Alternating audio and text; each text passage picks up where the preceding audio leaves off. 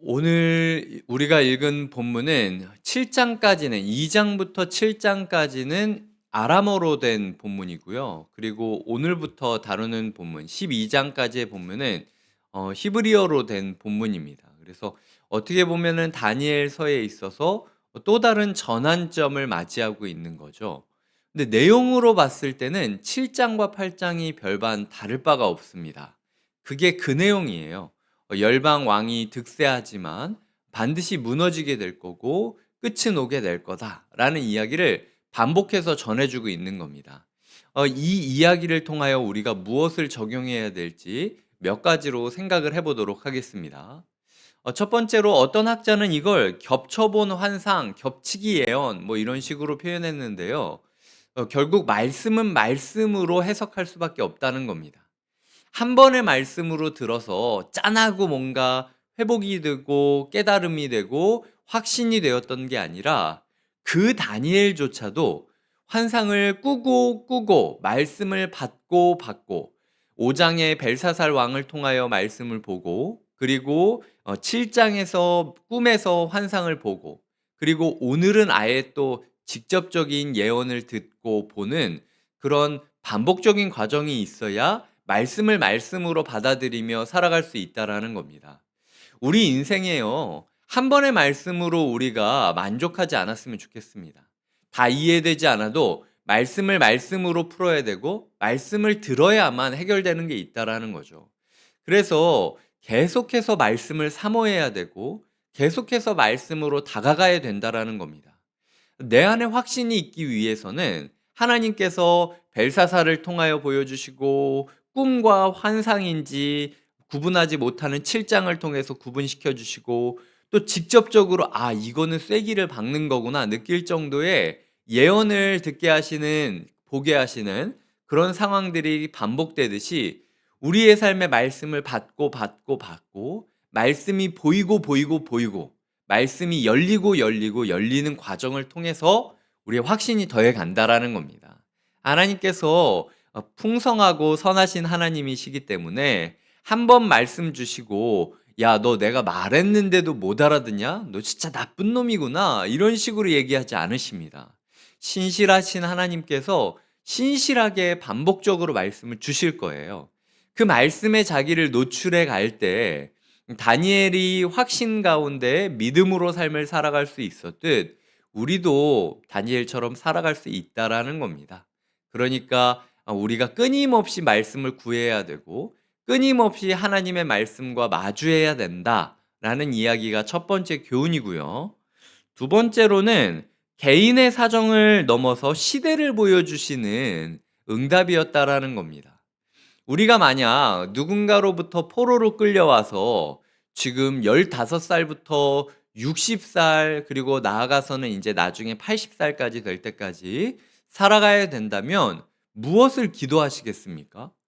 저라면 철저하게 개인적인 일 기도할 것 같아요. 도대체 내가 무슨 저주를 받아서 이렇게 고생을 하냐? 언제쯤이면 자유로워질 수 있느냐? 뭐 국가적인 문제보다도 오늘 내가 닥친 문제에 대해서 더 고민하게 될 겁니다. 그런데 하나님께서 다니엘에게 그에게 개인적인 일을 응답으로 주신 것이 아니라 시대의 변화를 알려주셨다라는 거예요. 숫 양이 있었고 숫 염소가 있었고 거기서부터 시작된 뿔이 있었고 그 뿔이 네 개로 나뉘고 그 중에 한 뿔이 더 강해져서 성소를 회방하고 회방하고 무너뜨릴 것이다라는 예언을 주셨다라는 거죠. 하나님께서 개인적인 기도를 꿈꾸고 구하는 우리에게 시대의 흐름을 보기를 원하십니다. 이 시대가 얼마나 악하고 이 시대가 얼마나 부질없는지를 볼 때 개인적인 원한이 풀릴 수 있다라는 거예요. 그래서 우리의 시선을 너무 개인적인 문제, 개인적인 고민으로만 초점을 두시는 게 아니라요. 기도 가운데 하나님께서 이 시대를 보게 하시고 이 시대의 부질없음과 그럼에도 불구하고 역사하시는 하나님을 깨닫게 될 때 자연스럽게 나의 문제 또한 풀릴 기회를 얻게 된다라는 거죠. 그리고 풀어갈 능력을 얻게 된다라는 겁니다. 그래서 우리가 개인적인 기도를 하기 위해 이 자리에 나왔지만 이 시대를 바라보는 시야를 갖길 하나님께서 원하신다. 말씀으로 하나님께서 이 시대를 본다면 이 정권과 이 시대와 이 정치적인 상황과 이 청소년들의 모습과 이 시대에 살아가고 있는 우리들의 모습을 어떻게 평가하실지를 살펴보면서 살아가는 게 우리에게 필요하다라는 겁니다. 이게 두 번째 것. 하나님은 개인적인 기도를 하고 있는 사람들에게 시대의 변화를 먼저 보여주신다. 라는 부분들을 이야기 드리고 싶고요. 세 번째로는 여기 가운데 구체적인 내용들을 좀 설명을 드렸으면 좋겠습니다. 첫 번째로 숫 양은 메대와 페르시아 그 백성들을 뜻하는 거예요. 메대 페르시아 연합군이 이렇게 몰려온다. 그래서 바벨론을 무너뜨린다라고 이야기를 하는 거고요. 그 숫양 중에 5절에 보면은 수렴소가 서쪽에서부터 나왔다라고 이야기합니다. 아예 메데 페르시아 연합군이 왔을 때는 4절에 이야기하듯 원하는 대로 행하고 강하여졌도다. 지가 하고 싶은 건 다 하고 아주 그냥 강해졌다라고 생각되는 존재라 할지라도 뜬금없이 나타난 수렴소로 인하여 한순간에 멸망하게 될 것이다 라고 이야기를 하는 거죠. 근데 5절에 보면 수렴소가 두루 다니되 땅에 닿지 아니하다라고 이야기를 합니다. 우리가 흔히 묘사할 때 발이 땅에 닿지 않도록 뛰어다닌다라고 이야기를 하거나 저 사람은 아예 날아다녀라고 이야기를 할 때가 있지 않습니까? 그 수렴소의 속도가 너무 빠르기 때문에 발이 땅에 닿지 않는다라고 느껴지는 거예요. 이 수렴소를 학자들은 알렉산더 대왕 시대에 있었던 정복들을 뜻한다라고 이야기를 하고 있습니다. 근데 이렇게 발이 땅에 닿지 않을 정도로 뛰어났던 알렉산더 대왕도 제 기억하기로는 13년 정도밖에 점령을 못하고 비명횡사하게 되는 모습을 보여주고 있어요. 그리고 8절에 보면은 그 대신에 현저한 뿔 넷이 하늘 사방을 향하여 났더라 라고 이야기를 하는데 알렉산더가 죽고 난 이후에 4개의 제국으로 분할되어 통치되는 것을 그리고 있는 겁니다. 그리고 9절에 보면 그중 한 뿔에서 또 작은 뿔 하나가 나서 남쪽과 동쪽과 또 영화로운 땅을 향하여 심히 커졌다라고 이야기를 하는데요. 이 작은 뿔을 뭐라고 이야기를 하냐면 4개의 분할 통치 중에서 점점 세력이 흥왕해졌던 안토니오스 에피파네스라는 왕을 뜻한다라고 보여지고 있습니다.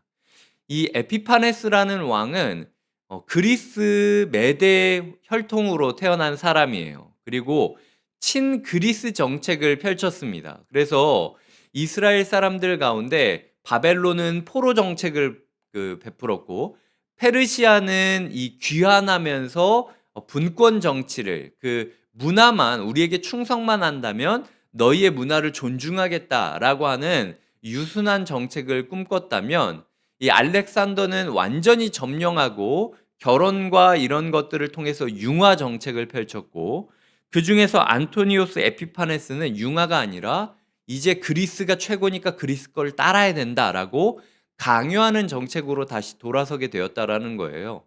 그래서 그때 당시에 이스라엘 가운데 어떤 일들이 있었는지를 설명드리겠습니다. 일단 할례를 금지했고요. 할례 받은 유아들을 다 죽여야 된다라고 이야기를 해서 유아 살해를 명했던 사람입니다. 그리고 예루살렘 성전 안에 제우스 신상을 가져와서 제우스를 예배해야 된다라고 하나님을 무시했고요. 그리고 부정한 짐승 중에 돼지가 있습니다. 그래서 부정한 짐승으로 예배드리면 안 된다고 라고 웃으면서 이방신을 섬겼던 돼지를 가지고 이 예루살렘 성전 안에서 제사를 드렸던 사람이 이 안토니우스 에피파네스예요. 그리고 성전 두루마리를 찢고 말씀을 읽지 못하게 했고요. 안식일도 드리지 말고 절기도 폐지해야 된다라고 강요했습니다. 그리고 심지어는 이방 종교처럼 예루살렘 성전 안에서 매춘행위를 열었다라고 해요. 오죽하면은 이스라엘 사람들이 이럴 바에는 다 죽겠다라고 생각을 하고 독립전쟁을 일으킬 정도로 아주 그냥 막장의 끝을 달리고 있는, 어떻게 성전에서 이런 일이 벌어질 수 있지? 라는 마음이 들 수밖에 없을 정도로 무너지는 상황이 이 안토니오스 에피파네스라는 이야기를, 이 사람이 벌린 일이라는 거죠. 이 에피파네스라는 단어가 신이 현현했다라는 뜻입니다. 내가 신이다. 내가 그리스의 제우스고 내가 그리스의 신이다라고 이야기를 했던 왕이 하나님을 아주 아무것도 아닌 것처럼 여기고 있는 거죠. 그런데 기억하셔야 될 건 이게 이미 예언이 되었다라는 겁니다. 그 안토니오스 에피파네스와 그 지배 아래에 있었던 이스라엘 백성들은 어떻게 이런 일을 허락할 수 있습니까? 하나님은 없나 보다 이렇게 생각을 할 수 있었겠지만 이미 수년 전에 다니엘을 통하여 그 일을 예언하기까지 한, 소위 말해서 아무리 날고 기어도 하나님 손바닥 아래에 있을 수밖에 없는 게 우리의 역사와 우리의 인생이라는 거죠. 때로는 우리가 어떻게 성전 안에서 매춘행위가 있을 수 있냐? 성전 안에서 제우스 신상을 섬길 수 있냐? 돼지로 예배를 드리라고 할 수 있냐? 라는 억울하고 어처구니 없고 황만한 일이 일어나는 하루하루를 살아간다 할지라도 기억해야 될 것은 이미 예언된 일이에요. 이미 하나님께서는 우리에게 경고하셨고 우리가 감당해야 될 거라고, 준비해야 될 거라고 말씀하셨습니다. 요한계시록에서 여러 가지 일들이 있지만 우리가 그 일들을 대수롭지 않게 여기며 보내고 있지 않습니까? 하나님께서 오늘 우리에게 말씀하고 있는 거죠. 나 분명히 종말에 대해서 얘기했다. 근데 너희가 그냥 아무 준비 안 하고 있다가 안토니오스 에피파네스 같은 놈을 만나서 이제서야 뭐 어떻게 하냐 저떻게 하냐 이렇게 얘기하면 너무 늦어. 그러니까 내가 너희에게 경고했을 때 너희가 심판날을 앞두고 준비해야 될 게 무엇일지 준비했으면 좋겠다 라는 말씀을 하나님께서 주고 계시는 겁니다. 즉 내일 종말이 올 것을 생각하며 오늘 해야 할 일이 있다면 그 일을 해야 한다라는 거죠. 얼마 전에 제가 제자반 식구들이랑 이야기한 것 같은데요. 요즘 제가 사람들과 대화를 나누기 전에 제가 제정신을 차리고 있으면 항상 저 스스로한테 대화를 시작하면서 하고 들어가는 얘기가 있습니다. 그건 오늘이 이 사람과 만나는 마지막 대화라고 생각을 하고 할 말과 하지 말아야 될 말을 좀 구분해서 얘기를 하자. 이게 제가 항상 사람들을 만날 때마다 요즘 되뇌이고 있는, 스스로에게 말하고 있는 문구거든요. 오늘 이 세상의 마지막 날이 올 거라고 생각을 하고 내일 안토니우스 에피파네스가 올 거라는 생각으로 마음을 다지고 준비하지 않으면 감당할 수 없는 일이 우리의 삶에 임할 수 있다라는 겁니다. 말씀을 맺겠습니다. 첫 번째로 말씀은 말씀으로 계속 해석해야 확신이 생깁니다. 한 번의 말씀으로 만족하지 않고 말씀에 말씀을 더하고 더 말씀 가까이로 가겠다라고 꿈꾸며 다짐하고 이렇게도 보고 저렇게도 받고 요렇게도 받고 여하튼 말씀을 주시옵소서라고 구하는 하루가 돼야 되고요. 두 번째로는 개인의 사정을 위하여 우리가 기도하기 위해 왔지만 하나님께서는 먼저 시대를 보는 눈을 갖기를 원하신다라는 겁니다.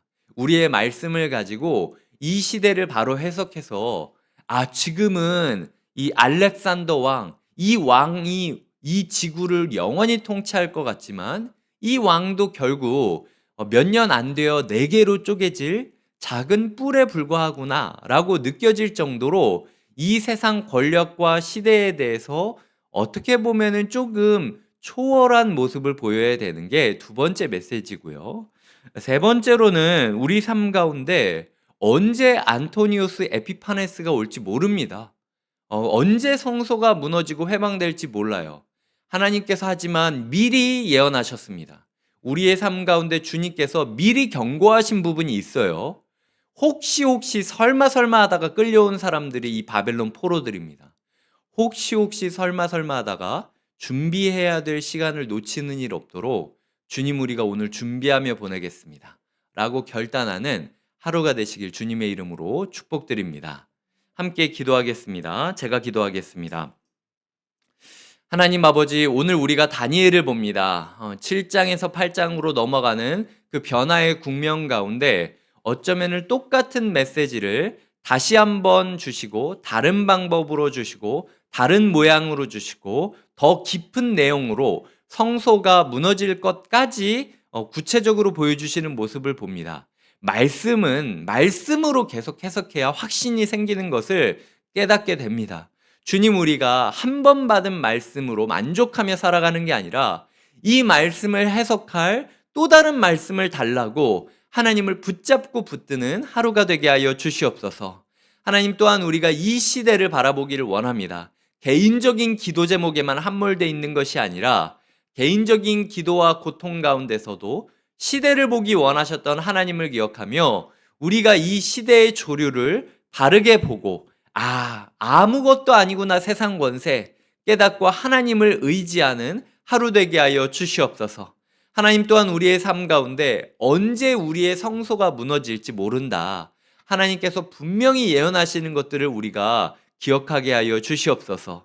혹시 설마 다 끌려온 바벨론 백성, 바벨론 포로들을 기억하며 하나님, 우리의 마음 가운데 주님께서 계속해서 지금 주고 계시는 마음이 있지 않습니까? 너 이거 해야 돼. 너 이거 바꿔야 돼. 너 이거 고쳐야 된다. 너 이 문제 풀어야 돼. 라고 이야기하는 그것, 하나님, 우리가 지나치지 않게 하여 주시옵소서. 성전 다 무너지고 후회하지 말고 하나님께서 예언 주셨을 때에 미리 준비하는, 환난 날을 준비하는 준비의 하루가 되게 하여 주시옵소서. 하나님, 우리 아이들을 위하여 기도합니다. 오늘 주님의 능력을 따라 대학 수학 능력 시험을 치르게 됩니다. 우리의 아이들이 지금 치러야 될 수 있고 이미 치른 친구들이 있고 이제 앞으로 또 그 길을 향하여 걸어가야 되는 친구들이 있습니다. 하나님, 인생을 살아가면서 이 언덕을 준 하나님을 바라보며 우리가 마음을 다지게 하여 주시옵소서. 인생이란 언덕과 언덕을 매번 오르는 것이고 그저 작은 언덕 하나에 불과하다라는 것, 너무 여기에 함몰되어지고 마음을 두었다가 전혀 예상하지 못한 채로 넘어진 채로 인생을 끝낼 수도 있음을 기억하며 하나님, 결연하게 걷게 하여 주시옵소서. 때로는 성공할 수 있겠고 때로는 바벨론 포로로 끌려온 것처럼 실패감을 느낄 수 있을지 모릅니다. 하지만 그럼에도 불구하고 그 언덕 너머에는 항상 주님이 계시고 그 언덕을 오르기 위하여 내 곁에 주님께서 동행해 주시니 하나님, 이 결과가 어찌하든지 하나님께서 반드시 우리 아이들을 하나님의 사람으로 만들어 주시옵소서. 예수님의 이름으로 기도드립니다. 아멘.